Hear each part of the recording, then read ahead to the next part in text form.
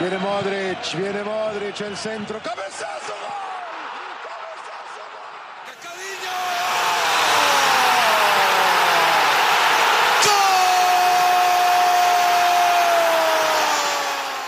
Ronaldo! Manchester City are still alive here.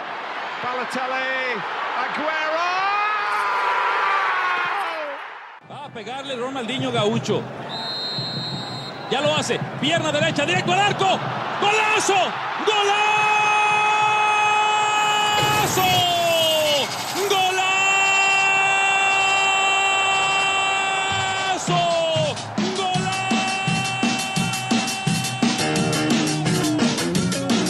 Two people on that slide. All right.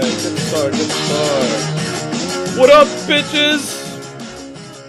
All right, today, let's talk a lot. Oh, matter of fact, before I get started, guys, I want to thank whoever's listening to this crap, because I still can't believe you're listening to this. Like, it blows my mind that you who are on IG Live and Facebook Live, and whoever's listening on SoundCloud, iTunes, iHeartRadio, Google Play. Yes, if you didn't know, that's where we're on. Thank you for listening in. Thank you so much, because I was just talking to a friend of mine. Actually, I have someone here today. You probably won't see him, okay, because he's taking pictures of this face right here, okay.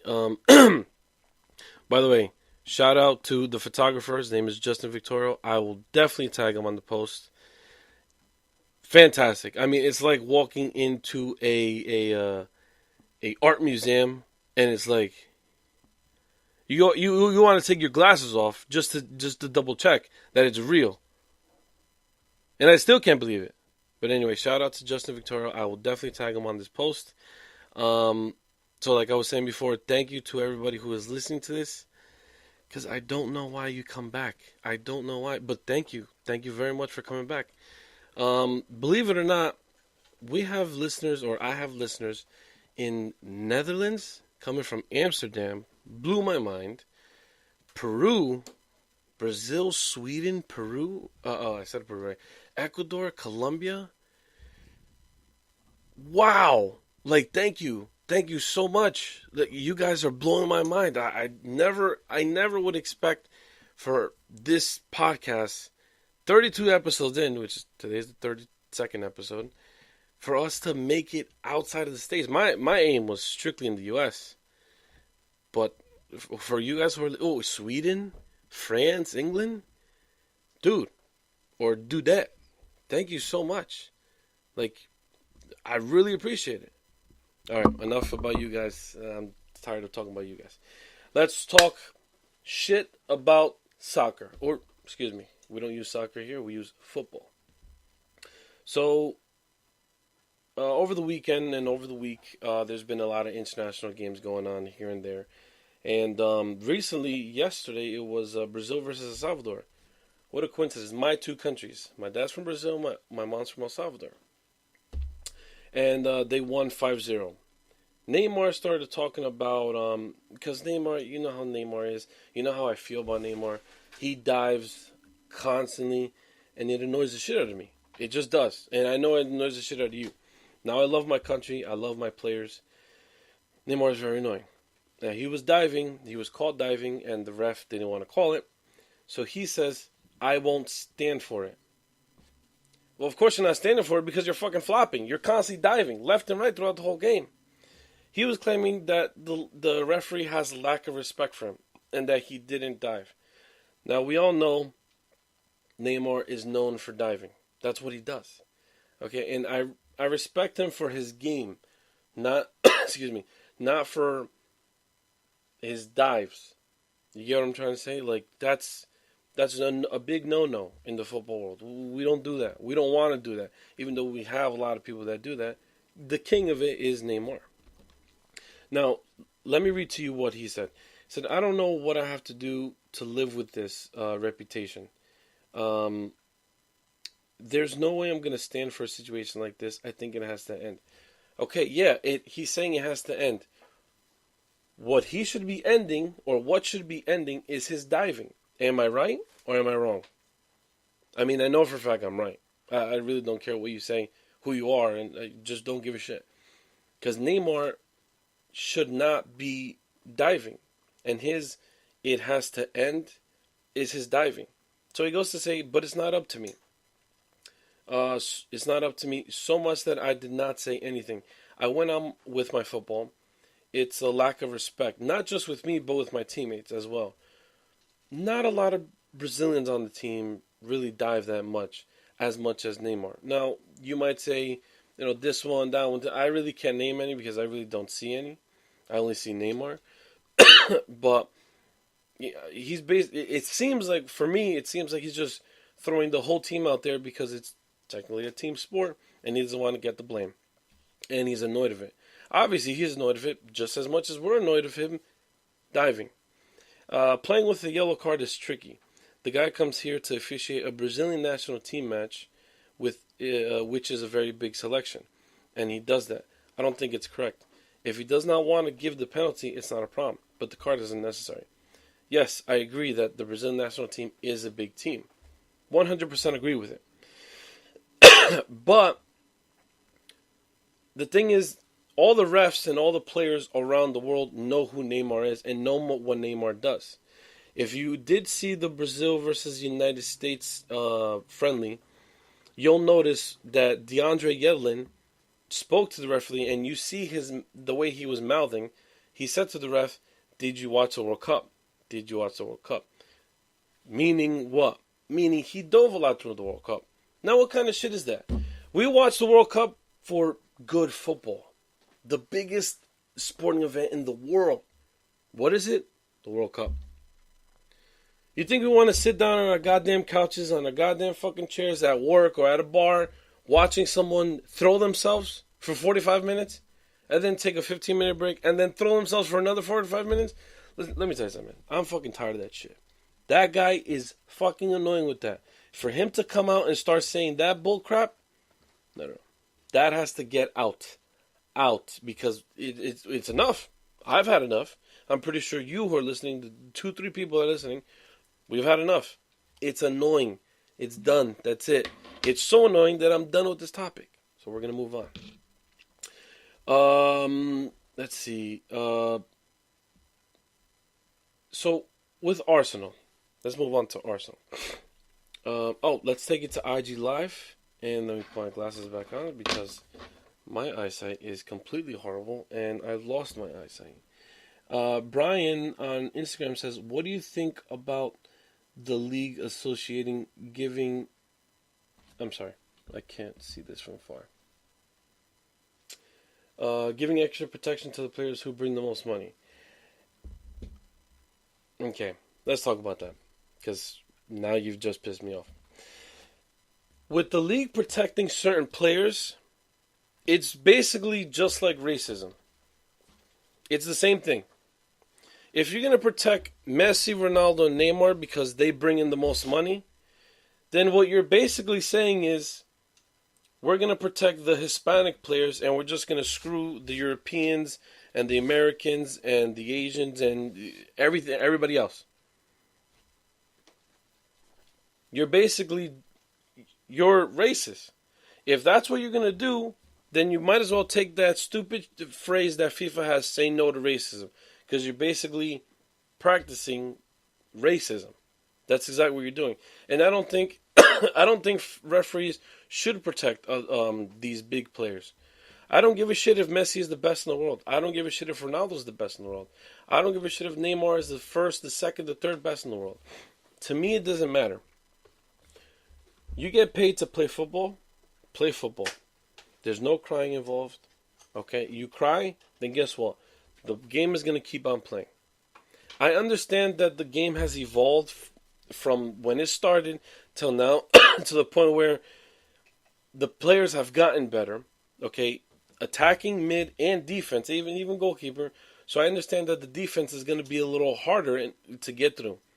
I get that. That's understandable. But that doesn't mean that as soon as Messi gets touched, or Neymar gets touched, or Ronaldo gets touched, or even Mbappe gets touched, automatically you call a foul. No, that doesn't make sense. Then what's the whole point of playing? So basically, what you got to do is when you're playing against Messi, you just watch him. And you just let him do his thing. No, that's not how you do it. And that's not what you're going to do. What people in the football world need to understand is you can't be diving and nobody's going to protect you. Because mommy and daddy aren't on the field anymore.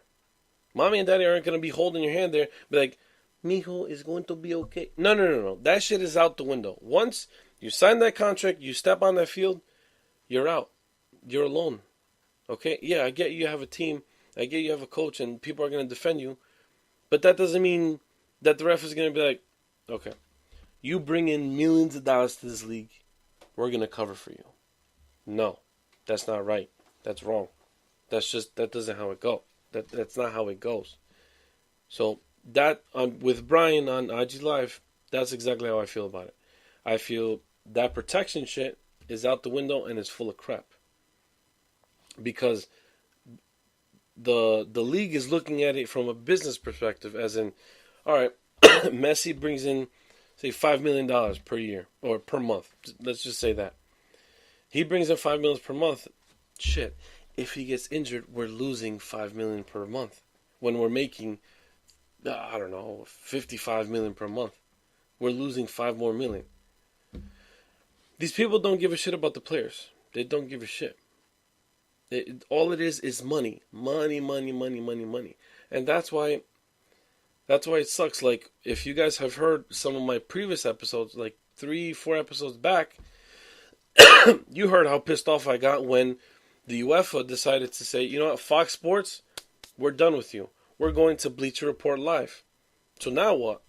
Everybody has to pay this certain membership to go and watch the games there. Why?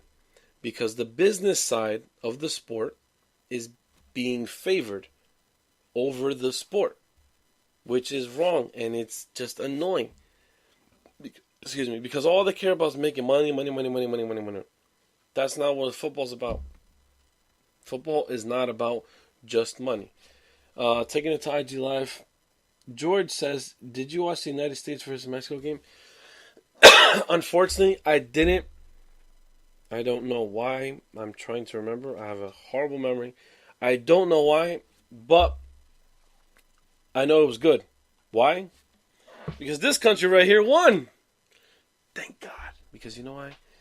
I have nothing against the Mexicans. I love Mexicans. I have Mexican friends, Mexican family members. I have nothing against them.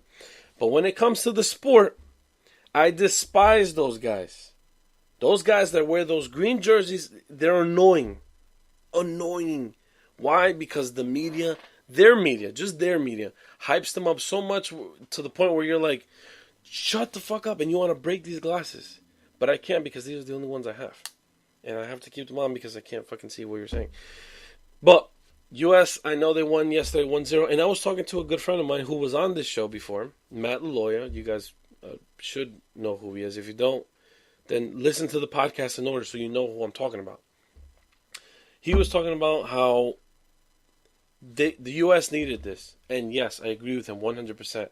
Matt, you're completely right. If you're listening to this, I agree with you. And you know I did because I spoke to you earlier this morning. The U.S. boys, I'm going to say boys because, yes, they're called the U.S. men's national team, but they're boys. They're all under the 20-something years old. They did very good yesterday. Against Brazil, Brazil made them dance. And I'm not speaking about Brazil like that because they're my country. No, that's not what I'm doing. If you watch the Brazil versus U.S. game, you know Brazil danced their way around the U.S. They made it look like they were scrimmaging against the U.S. Now, I understand that. Why? Because Brazil has an elite team. Their team is very scary. Hands down. Without a doubt. I mean, look at the class and the quality that Brazil brings when they play. And even against even against El Salvador, where they didn't start all their main starters. On top of that, Brazil didn't even call every single body. They missed out on Marcelo. They missed out on Dani Alves. They didn't bring Lucas Moura, who's doing fantastic for Tottenham Hotspurs. They didn't bring Gabriel Jesus. There's a crap load of people that they didn't bring. But the U.S., they needed this. They truly, truly needed this. And damn, I forgot what I was going to say. Oh, yeah. So Matt was saying that they needed this because they're young. This is a young group, and damn it, I keep forgetting what he was saying. But this was a young group, and they needed this experience because the next few games that they have, if I'm not mistaken, they play Colombia. I know they play another two big teams before the year is over. And this was a good step because this is the team that they despise the most, Mexico. Okay, that's their rival. It's just like Brazil, Argentina, Brazil, they hate each other. Well, U.S., Mexico, they despise each other. Excuse me 1 minute. I'm so sorry. I almost burned my house down. I almost burned my house down. But I burned down a gift. Isn't that sad? Oh, it doesn't matter. Thank you, Brian, for joining us. Guess what? I almost burned my house down. Right? Crazy, right? Okay. So yeah, with the U.S., this was good for the U.S. because they're young. This is a young group. And they need this experience. So the fact that they defeated their rivals 1-0 at home was fantastic. It was great.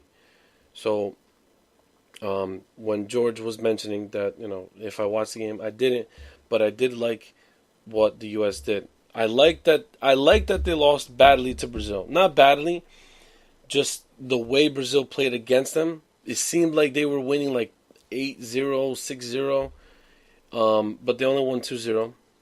Doesn't matter. They still played a fantastic game. And the U.S., the boys, they needed that. They needed that loss in order for them to just shake it off or take out the negatives, bring the positives with them, learn from the negatives, go on to face their biggest rivals in history, and just defeat them 1-0. I'm sorry.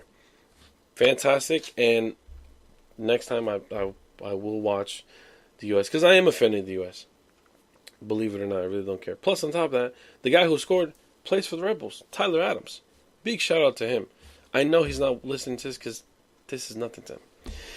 Anyway, so as I was going to speak about Arsenal, their former right back, Lee Dixon, has said that it's going to take them at least 2 more transfer windows for them to get back into the top 4. They recently brought in Lucas Torreira, who's a defensive midfielder from Sampdoria, Uruguayan. They brought in Bernd Leno, a goalkeeper from Bayer Leverkusen, a German goalkeeper. Socrates, center back. If I'm not mistaken, he is either Greek or Polish. I can't remember. I didn't look him up. But he came from Dortmund. Guendouzi, excuse me. I don't know how to pronounce his name. He's a center mid. He came from a second division team in League One, which is in France. They signed him, and then they picked up veteran right back for damn it, I can't remember the country he's from, but it's Lichtsteiner. He's the right back he was for Juventus. They brought in reinforcements, but not necessarily to completely boost up the team. They lost Wilshere, who was a great midfielder. I mean, if you don't know who Jack Wilshere is, and you didn't watch Arsenal in these past few years, you missed out on some good football from him, because he was even suggested by Xavi Hernandez, the world-class veteran from Barcelona, or former midfielder for Barcelona. He was suggested by him for Barcelona to pick up and sign.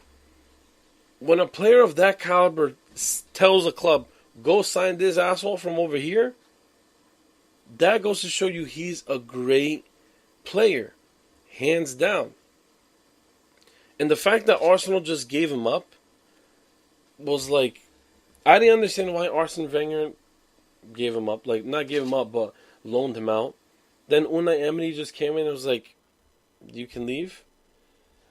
That didn't make sense to me. I mean, he's a great player. I mean, I still can't understand. But they lost him. Now they're on the verge of losing Aaron Ramsey, who was basically supposed to team up with Jack Wilshere. And look, he's currently undergoing talks with the club, but it's being rumored that he wants to leave in January. What the hell? Like, I don't understand what's going on with Arsenal. No, the only positive thing that's coming out of this is that Lacazette and Aubameyang are finally teaming up, and they're scoring goals week in, week out in the Premier League. I don't get it. I don't understand. And then on top of that, I don't want to criticize Mesut Ozil too much because, number one, I like the player. I think he's a world-class midfielder. But it doesn't seem like he's doing much. It doesn't seem like he's providing enough for the team, especially with where he's come from. I mean, he came from playing in Wolfsburg in the Bundesliga. Then he went on to go play at Real Madrid, which he thrived in. He did a fantastic job. A lot of Real Madrid fans might not agree with me. Do I give a shit? No, not really. And then on top of that, Ozil has won the World Cup. I mean, that's a World Cup winner right there that you have. But the thing is, I don't want to say it's the club's fault, but I don't want to say it's Ozil's fault. I don't really know who to base it off of. It just seems like he's trying to pull a Ronaldinho. Now, I'm not comparing him and him because they're two different players.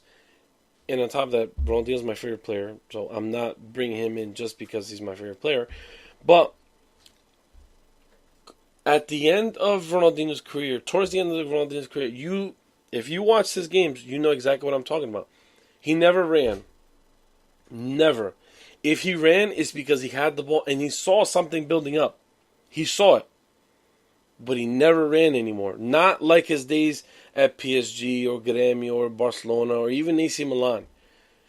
But right after AC Milan, when he came and he played for the Brazilian League and then in the Mexican League, he barely ran. He was walking. But he still did his thing. That's the thing. That's the difference between Ronaldinho and Ozil. Is that Dino, when he grabbed the ball, he would see the play building up. So he's like, all right, I'll set him up. Or I'll give him the through pass. Or this and that, whatever it is. Ozil, it seems like he's just like he's like, I don't know what to do or like what's going on. Like, it's like he's just going about his thing as if he's forced to be playing there, which he's not. He can easily leave. He can go back to Bundesliga and play there or go somewhere else. So it's kind of iffy. And then they signed Peter Cech. I don't know why. They had Ospina, who was, I don't want to say fantastic, but Ospina was a good goalkeeper for them. He recently left to Napoli. Great choice, by the way, to go to Napoli. Play under Carlo Ancelotti, who's a great coach. Has experience, and he can give him that confidence boost that he needs. Peter Cech brings in experience in the net, helping the younger goalkeepers like Bernd Leno and I don't know who else he has there. They lost Sanchez last year. That was another big loss. And then it's just like, what happens now? A lot of people are saying there's memes out there with Arsene Wenger and Unai Emery saying, did Arsene Wenger even leave? Because it seems like we're getting the same result.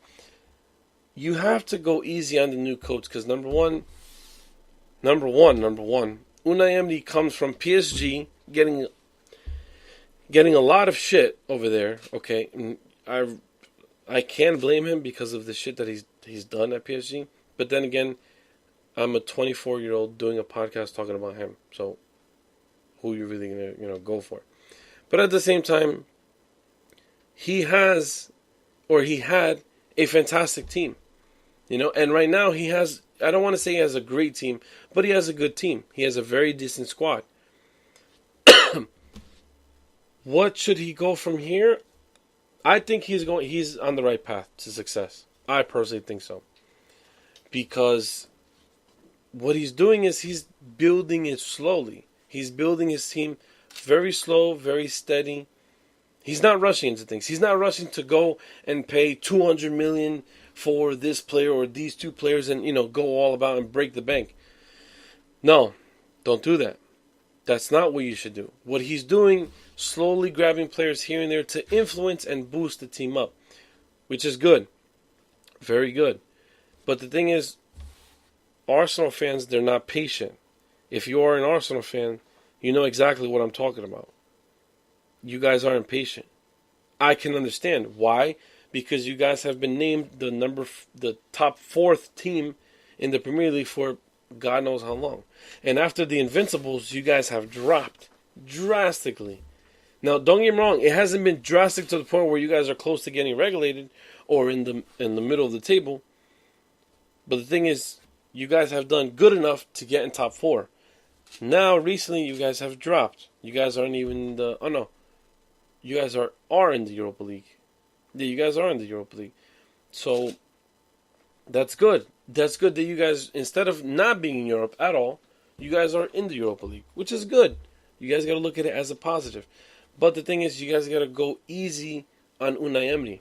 He's just starting out.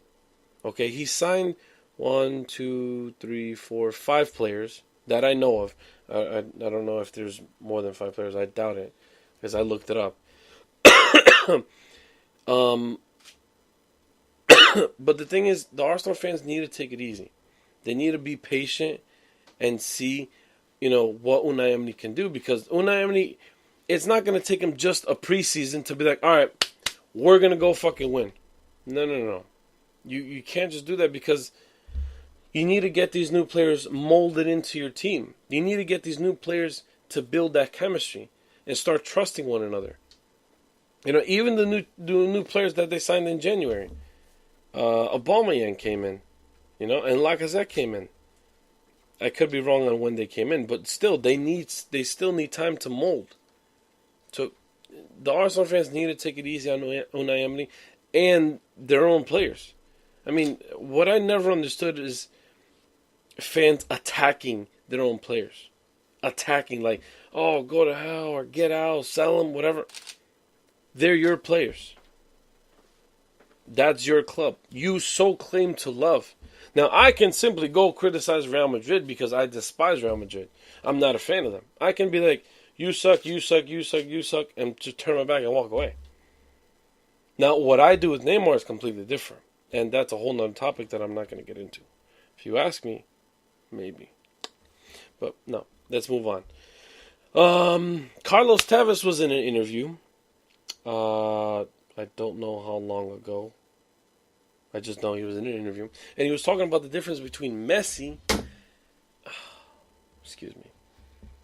and Ronaldo. So the difference between Messi and Ronaldo on, who is what, and who's better or whatever. So let me just read to you what Carlos Tevez said. Lionel Messi, I never saw him in the gym. I've never seen him train to stop the ball or those exercises. It is all natural to him. Which is true. If you've seen Messi the way he plays, it's like the ball is glued to his foot. Wherever he goes, the ball is. If he's going to give it up, well, not even glued. It's like they're both magnetized. Now, if he decides to give it up, he give it up, but it goes right back. So that I can understand. But then he says, but on penalties he trained. First he did not take them, and now he shoots them all to the corner. Way to give it up, like his spot, bro. Like, Tevez, you just fucked it up for Messi. You gave goalkeepers the answer to everything. You fucked it up, bro. But with Cristiano always stopped in the gym after training. For him, it's an obsession. And being the best is everything. He always arrived at work early. Listen to this. This is what blew my mind. When the training was set for 9 in the morning, I arrived at 8 and he was already there. Dedication. Even if I arrived at 7:30, he was already there. Dedication. I began to ask myself, how can I get rid of this guy? So one day I arrived at 6, but he was already there. Sleepy, but he was there. So when you fans, and I'm going to say you fans because I don't compare Messi and Ronaldo. Do I like one better than the other?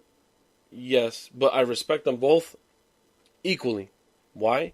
Because they both achieved so much. They're both fantastic players. I might not like Ronaldo because of the fact that he played for Real Madrid, and on top of that he plays for Portugal. I'm not a huge fan of Portugal, as you guys know. And I might not like Messi because of the fact that he's played for Argentina, and he's Argentinian, and I'm a Brazilian. I'm a fan of Brazil.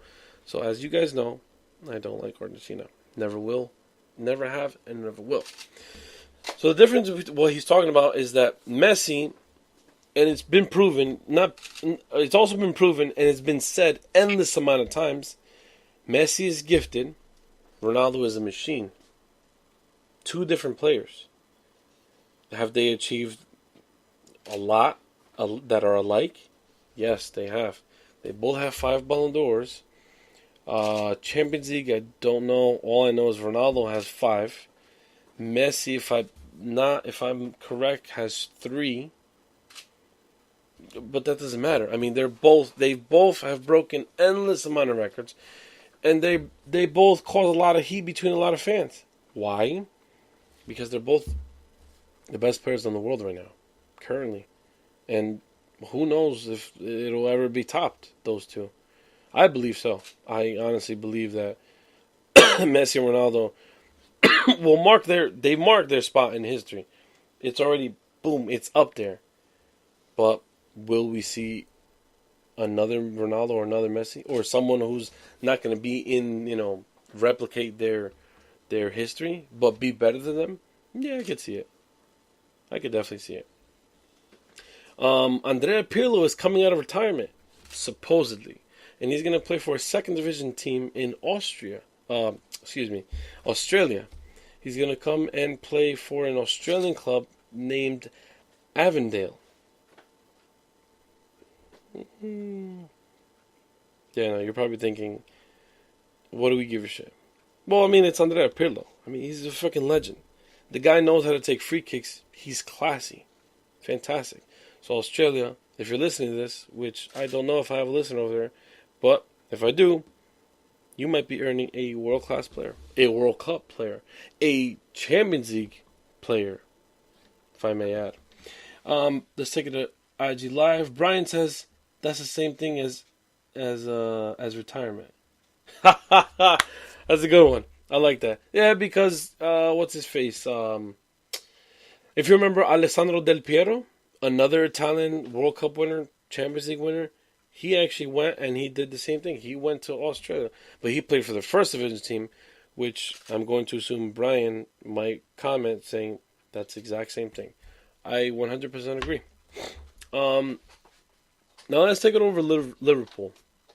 So Liverpool, their club legend, John Barnes, he says Jurgen Klopp, doesn't need to bring in any silverware. I know what you're thinking. What the fuck? What do you mean he doesn't need to bring any silverware?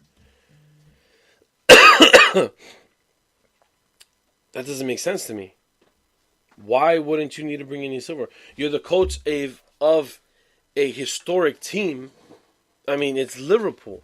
They've made it to the Champions League. They won a Champions League. They're in the Premier League. They're a big club. Why wouldn't you want to bring in any silverware? Let me tell you what he said. Well, we would rather get silver and win the League Cup and finish 25 points behind City, or finish second behind City by 3 points and not win any silverware. That, for me, is more important. That shows progress. That shows that you're going to be consistently challenging at the highest level for the league, and that will mean they'll be challenging in cup competitions. So the whole idea of needing silver, for me, is not as important as getting much closer to the top. Because if you're much closer to the top of the Premier League, that means you're consistently winning matches and playing well, which would help you in cup competitions as well. yes, it would be nice to win a trophy, but I'd rather not win a trophy and finish second, 7 or 8 points off the top. What in God's name are you trying to fucking tell us? That doesn't make sense to me. I get it. I get the fact that you'd rather get closer and closer to the top, but that's like, no offense, but that's like Arsenal. Every year they've been top 4. They're close. They're super close to the top, right there, but they just don't make it. If you're a sports team, no matter what sport you're playing, you're always going to want to win some silverware. Am I right or am I wrong? If you say I'm wrong, go fuck yourself, because you're telling a lie. You're lying to me and you're lying to yourself. You're always going to want to win a trophy, no matter what season it is. You can have a bad season, you can have a good season, you can have an okay season. Your mindset is to win, win, win, win, win. For a legend to come out and say that he'd rather not win any trophies at all and just get close to the top, what kind of fucking mindset is that? Tell me. You're not going to tell me. Because it doesn't make sense. It really doesn't make sense.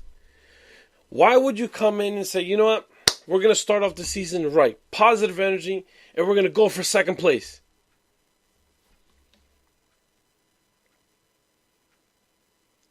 Does that make sense to you at all? Because to me, it blows my mind that a club legend, air quotes, says, you know what? We don't have to win all the trophies. We don't have to win any trophy for that matter. Let's just stick to getting closer to the top. You know, last year we were 2 points off. This year, let's get 1 point off. Now, I know you might be thinking, you might be saying, Andres, you're exaggerating. No, I'm not exaggerating. Because that's exactly what he's trying to fucking say. What he's saying is, I don't want to win anything this season. I'd rather not win anything, but I'd rather get close to the top.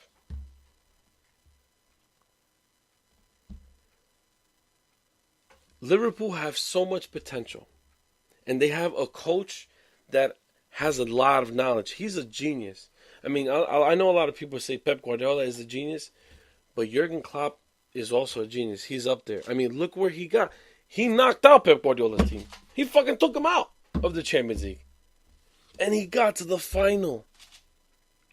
Jurgen Klopp got his Liverpool team, that took him, 2, maybe 3 or 2.5 seasons, to the final. Pep Guardiola couldn't even do that. He lost to Jurgen Klopp's team. And look how far Liverpool's team got to the Premier League. They got what? Third place? Third place they got. Take it to IG Live. Letting go of some pressure. It's the only... is the only just... I can't understand what you're saying. Only that comes close to my head. Well, I get that. I get that you're trying to relieve pressure off of your team. But that's not a way to do it. Like, why would you say, you know what? I got a plan. I'm going to go out in the press conference and say, we don't want to win shit. So we can surprise them. You're not going to surprise anybody. With Manchester City in that league, you're not going to surprise anybody. Because Manchester City is a hard, difficult team. And for you to get past... I get that Liverpool broke them down last season. If I'm not mistaken, all 4 games that they played them last season, they won. Great, hands down. But you still didn't win the Premier League. Okay, so even with that, doesn't mean you're going to get far. But my point is, don't go out there, especially being a team that you are, Liverpool, it's a heavy name. A lot of people might make fun of them because they haven't, done this, done that. But they have recent success. Look at their success rate over the years. Once Jurgen Klopp came in, they did really well their first year with him in the Europa League. Okay? Then look, their third year, or basically second year, because he came in halfway through. His second year, he took him to Champions League. Final. The final. Meaning, Bayern Munich didn't go there. Barcelona didn't get there. Juventus didn't get there. Look at that. Not even Manchester City, one of the scariest Premier League teams, didn't get there. But Liverpool did. So, when he talks this, if I was in front of him, I'd be like, shut up. No. Shut up. You can't be saying stuff like that. You have Mohamed Salah. You have Sadio Mane. Roberto Firmino. You have Daniel Sturridge coming up. Yep, you signed Shaqiri. Behind you, you got Fabinho. You have Jordan Henderson. You have Wijnaldum, the Dutch player. You have Dejan Lovren. Van Dijk, the center back. You have Alisson in goal. And then you have the genius on the sideline, Jurgen Klopp. You're going to tell me that you don't want to win silverware? No. Get that shit out of your head. Now. Immediately. Because, especially, I mean, come on, dude. You're in the Premier League. You're playing in the FA Cup. You're playing in the Champions League. You're telling me you don't want to win any of those? I don't want to win those. And I'm out of shape completely. Moving on. As I said before. Let's talk about Dybala. Because ever since CR7 signed with Juventus, we haven't seen much of Dybala. We have seen one full game of Dybala. And he came off 2 minutes before the game was done. No good. Dybala is right now being rumored to be headed out of Juventus. Who's looking to sign him? You guys should know. It's typical. Barcelona and Real Madrid. They're both looking to sign Dybala. Now, for me, I'm a Barcelona fan. I would love to see that. But guess what? I don't think it's the right move. Because Dybala suits the Serie A. And he's still young. He came up through Palermo. Who, if you guys don't know, Palermo is a Serie A team. If I'm not mistaken, they're in the second division this year. I don't think they're in the first. But he did fantastic in Palermo. He stood out to the point where Juventus wanted to sign him. So he did good there. But if you noticed how Dybala played the last, I think, 2 times against Juventus, against Real Madrid, where was he? Anybody there? Hello? You couldn't find him, right? Because I couldn't find him. I didn't even know the fucker was on the field. That's how bad he was gone. I didn't know he was there. I had no clue Paulo Dybala was playing for Juventus against Real Madrid. The 3 times that they played, when they played in the final, he looked like a boy who was shitting his pants throughout the whole entire game. I couldn't see him. Now, I'm not taking credit away from him. Why? Because when he plays in the Serie A or even in the Champions League against those other teams, he's there. Oh, he's shitting on people left and right, putting the ball through people's legs, making them go crazy. Setting up Higuaín, or used to set up Higuaín, setting up Mandzukic, or crossing it to Cuadrado, or just his shot. His shot alone is fantastic. It's out of this world. I mean, it's up there with Pogba's shot, or even Coutinho's shot. Or even Ronaldo. Well, no, not Ronaldo's shot. Ronaldo's shot is out of this world. But Dybala, he doesn't show up a lot in those big games. And that's why I think he still needs to be. And on top of that, him staying at Juventus, he could learn a lot from Ronaldo. Who better than to learn from Ronaldo? Now, Messi fans, you might say Messi. But guess what? Your player doesn't allow Dybala to join the national team when Messi's there. If you realized, Messi didn't get called up to the Argentine national team. Now, because there's speculations that he wants to retire from the national team, etc., etc., etc., you can defend him saying that. I don't give a shit. Notice how Dybala is on the team now for Argentina versus when Messi's there. And notice, Dybala was taken to the World Cup. Did he get any action? No, he didn't. Gee, I wonder why. Because he doesn't want him to fucking play. He runs that fucking team. So, Dybala, if you're listening, which I highly doubt a professional player is going to listen to this shit, stay put at Juventus. Why? Because you have a great mentor, a great football player there who has won almost everything that there is to win. He could be a great leader for you, a great teacher, and teach you how to get better. Influence you to get better. Motivate you to get better. Motivate you to bench him. Stay there, stay put, learn, grab that experience, and then later on, if you want to, if you want to leave and be like, you know what, I won with Juventus. Well, you won everything that there is to win in Juventus. You just haven't won the Champions League. So if you do win the Champions League and you're like, okay, it's time to move on, especially since Dybala is pretty young. Dybala's in his early 20s. Then, okay, move on to Real Madrid, move on to Barcelona, or move on to another big club. Because there are bigger clubs than Barcelona and Real Madrid, believe it or not. You can't argue with that.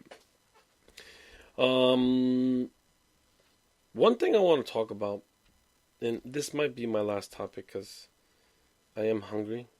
It's 9 o'clock, and I'm sick and tired of talking to you about all this bullshit. No, forgive me. I'm not sick and tired of talking to you. I'm not. Excuse me. What is it? Has anybody noticed the fact that these past World Cups and these past the media is solely focused on Europe and European countries? Look at the World Cup. The last four were who? Croatia, England, France, and Belgium, right? The last South American country to stand was Brazil. The one before that, which I personally think it should have been vice versa. I personally think it should have been Uruguay, because Uruguay did a fantastic job in the World Cup. They gave France hell. Unfortunately, things didn't work out well, and France, obviously, they went on. But Uruguay probably had the best World Cup out of all the South Americans. But that still doesn't take away anything from Brazil, because Brazil they grew throughout the World Cup. That's the thing. The difference was Uruguay, they came with armor. They were ready to fight to the death. And they did. They did a fantastic job. I don't want to say France got lucky, but France they did what they had to do, and they won. Now, Brazil started off knowing that they were, Brazil. And they were a little shaky, because they were basically almost the whole team, besides maybe 4 or 5 players, are new, and they're like, wow, this is the World Cup. They were shooken up, which is understandable. They win the first game, they grab confidence. The second game, all right, we're starting to feel it. Third game, they're like, we're here, we're ready to win it. They keep on, and they start growing throughout the thing.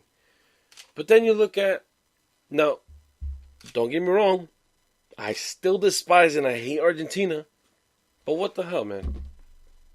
What a way to freaking represent your continent. Or just your country yourself. What happened to Argentina? Colombia. I was rooting for you the whole fucking time, and you disappoint me against England. Now, I was saying that England you had to be careful with, but I didn't say that about Colombia. I didn't say you had to watch out for Colombia, because I knew Colombia was a threat. But you didn't prove that. You guys got luck. No disrespect to Japan. Japan is a fine, fine team. They proved it this World Cup. But come on. Colombia, with the history that they have, losing to Japan in the first game. You've got to be kidding me. You have to be. Then Peru. I wasn't expecting a lot from Peru. What I was expecting from Peru was to get out of the group. That's what I was expecting, for them to get out of the group. And honestly, I'm not, I take that back. I was expecting them to at least make it to the quarterfinals. At least the quarterfinals. But you guys had trouble. You guys had trouble. I mean, I understand that you were facing France. Completely understand that you were facing France. But then, and I get Denmark. Denmark is a fantastic team. But I know, and like I knew it. I knew that Peru could beat Denmark. Like I had that faith. And I was like, Peru, they're going to beat them. They're going to beat them. But they couldn't manage to get in there. They beat Australia, which I knew was going to happen. No disrespect to Australia. Okay, there's no disrespect at all to Australia. Because you guys are a good team. You guys always make it to the World Cup. But Peru. Come on, man. Like, what the hell? The World Cup before, which is 2014, disgrace for Brazil. Complete disgrace. We all know, okay? I know. 7-1 from Germany. Horrible performance. Argentina made it to the final. But did it really catch your attention? Did it really catch your attention? Not really. But that's not taking away credit from them, because they did make it to the final and they did whatever they had to do. They did whatever they had to do. Just like France did this year. They did whatever they had to do. And they got there. But even so, Argentina still wasn't convincing enough. And they weren't. And look, it goes to show that they made it to the final, not convincing a lot of people. And then look at what happens 2018. They get eliminated by France. 2014, who else did we have? We had Ecuador. I'm a fan of Ecuador. I have a lot of friends who are Ecuadorian. And they know this. I am a fan of Ecuador. Yes, you Ecuadorians might hate Peruvians. Peruvians might hate Ecuadorians. I don't give a shit who you two hate. I'm a fan of both. I'm a fan of Peru and I'm a fan of Ecuador. I'm not saying that I'm in love with them. No, that's not what I'm trying to say. What I'm trying to say is, my point is that South America needs to step it up. Okay? I don't want to hear shit from anybody. South America needs to step up, because these European snobs are getting so fucking annoying. It's out of this world. I'm tired of hearing Spain, France, Germany, Croatia now. All these other fuckers. I'm tired of you people. I'm sick and tired of you people. It's annoying. Because guess what? I guarantee to you, Brazil can go to one of you fuckers and destroy you. I guarantee to you, Argentina can beat one of you fuckers. Ecuador, Peru, Uruguay, even Chile can go over there and whoop one of your asses. But the thing is that you guys don't do it in the fucking World Cup. Our countries, I'm saying our because I know I have some South Americans listening to me. Our countries, we do it in friendlies. We beat the shit out of France and Germany and England. We knock them down. They might give us a hard time. Hands down, I agree with it. But then in the World Cup, what happens? We lose to Belgium. Now, don't get me wrong. Belgium is a fantastic team, and they did what they had to do. They knocked us. They opened a crack, and they got 2 goals. Respect them, because they did a good job. Argentina, you fell flat to France. And don't get me wrong, you guys scored 2 goals against them, but it wasn't enough. It wasn't enough, Argentina. Then Uruguay. Uruguay came in. Like I said, they had armors. They had the suit armor all ready. As soon as they got to Russia, like, you know what, we came and we're going to make history. We haven't had a World Cup. We haven't won a World Cup in years. We're going to do it now. And they were prepared. They were ready. Once I saw them in their second game, I was like, yo, that's it, bro. Uruguay going to the fucking semis. Hands down. But then you fall flat to France. Colombia. Hello. You lose to Japan. You struggle against who? Senegal. And then you beat Poland. You should have beat all three. You should have beat all three. You have the team to do it. You have the team to do it. We had faith in you, bro. And I still have faith in you. Peru. You finally get to the World Cup and then you do this? You can do better than that. I know you can. I know it 100%. I know that the South American teams can do it. Chile not making it to the World Cup. After winning 2 consecutive Copa Americas, you don't make it to the World Cup.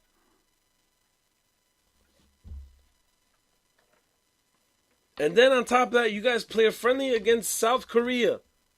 No disrespect to South Korea because they defeated Germany. They did good, and they they defeated Germany. I think that's it. Yeah, that's it. South Korea, you did a fantastic job. Good job.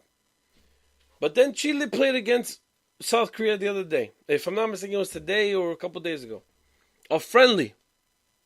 They tied 1-1.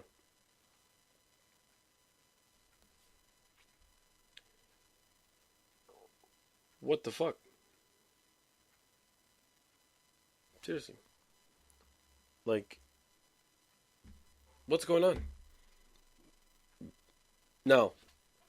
This is exactly what I'm talking about. This is what I'm talking about. Is that all these European snobs, and listen, I love Europe.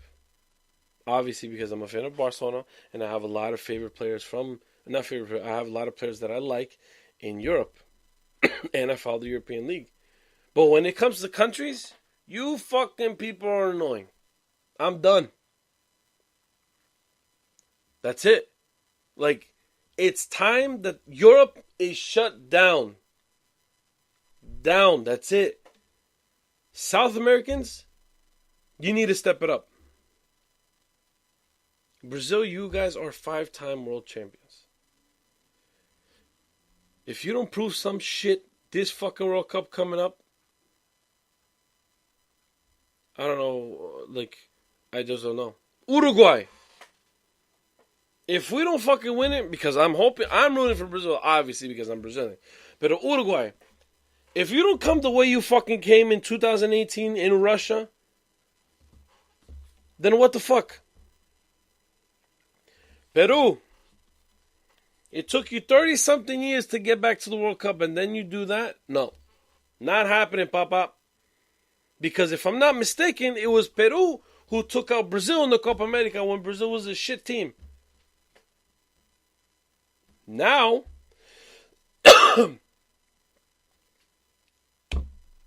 you guys better do something. Because I'm rooting for you fuckers. I'm rooting for the South Americans. Even if it kills me to fucking favor Argentina to get out of the fucking group and get into the semis or the corners or whatever.